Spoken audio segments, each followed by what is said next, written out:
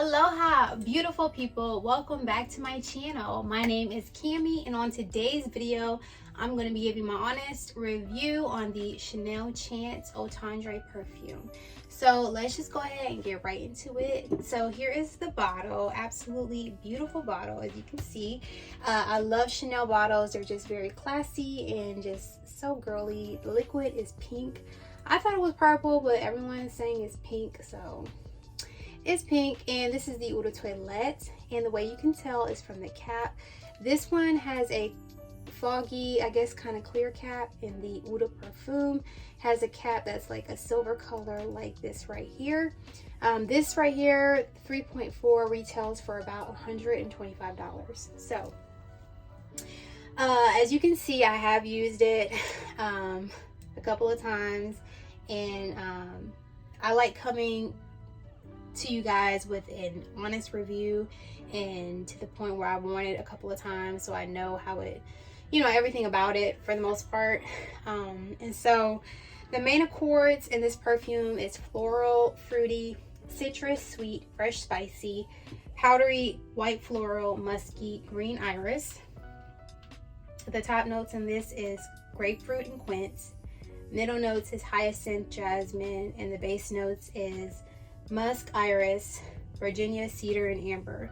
So you guys know I love a good musky dry down. If you've watched a couple of my videos, I'm always saying that I love a good musk in a dry down, and this one right here dries down so lovely.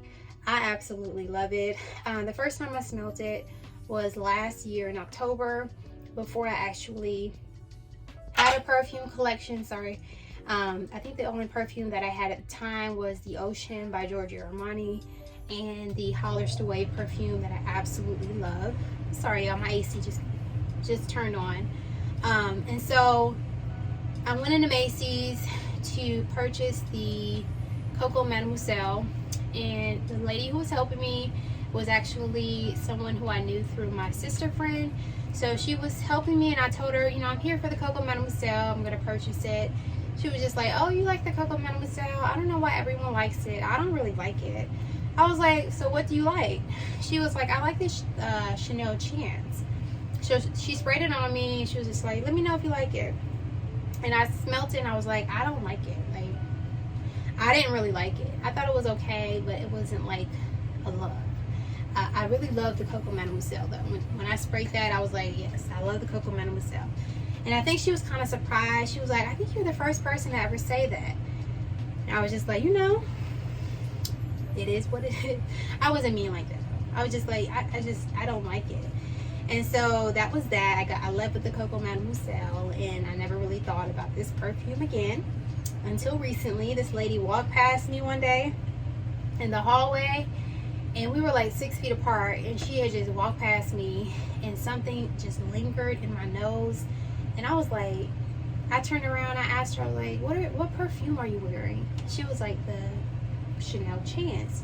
So I didn't ask her, you know, if it was the Eau de Toilette or the Eau de Parfum, because that would have been awkward. But I just figured I would get the Eau de Toilette. My husband actually gifted me this.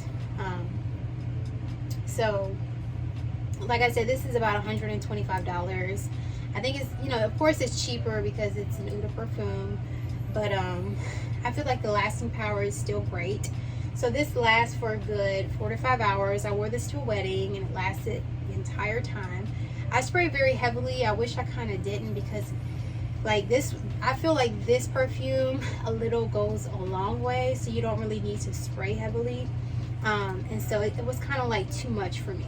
So I feel like if you want to use this particular perfume, I would suggest spraying it lightly before you leave, and then letting it set on your skin, and then spraying it lightly again before you walk out the door. I feel like that's the best way to kind of work with this perfume. The opening, y'all, is just, I'm not a huge fan of the opening. I'm sorry, I've done so many takes on this video, and I'm just to the point where I'm like, you know what, this is gonna be the last take, and it is what it is, you know what I'm saying? So I've been spraying this like 4 times on my skin, so this is the 5th time. And I just want to I like spraying perfumes on videos, because I just feel like the viewer is able to somehow smell it. It makes no sense, but I like when women spray their perfumes in their videos. So yeah, the opening on this, I am not a huge fan of. The grapefruit and the quince, it's something that has to grow on me. But like I said, the dry down on this is what captivates me. It's what makes me appreciate the smell of this perfume. I really love dry downs, especially musky dry downs, and this one dries down so lovely. That musky amber, the jasmine kind of like settles in, and then like that grapefruit from the opening, it still lingers to the dry down, but it's not as heavy, if that makes any sense. So it's a beautiful, grapefruit is beautiful in fragrances, and quince is beautiful as well, but when it's like the first thing you smell in the opening is like a burst of it, it's just too overwhelming. And so when it dries down, it becomes more pleasant. So I really like the dry down process on this. I'm not a fan of the opening. That's why I suggested, you know, spraying lightly first and then like spraying lightly again before you leave. I feel that would work best. But yeah, this lasts for a good 4 to 5 hours. Projection is great. The sillage is great. Like I said, I was 6 feet away from the lady who walked past me, and it's just like that whiff came to me, and I was just like, oh my gosh, she smells so good. I need to know what that perfume is. And so I got this well, I didn't get it. My husband got it for me.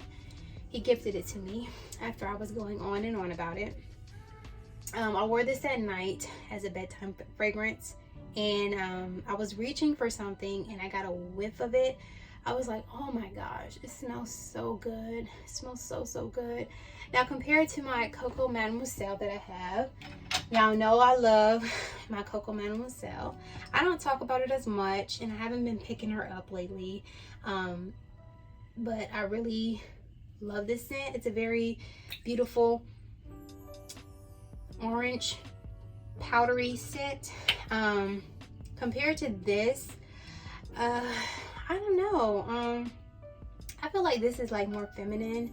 I feel like this is more sophisticated. So I would say this is like girly feminine, and this is like womanly feminine. You know, they're both womanly fragrances. I feel like this is catered more to like the younger generation. So like if I was in my 20s and I was looking for a Chanel perfume in particular, I would more than likely reach for this one.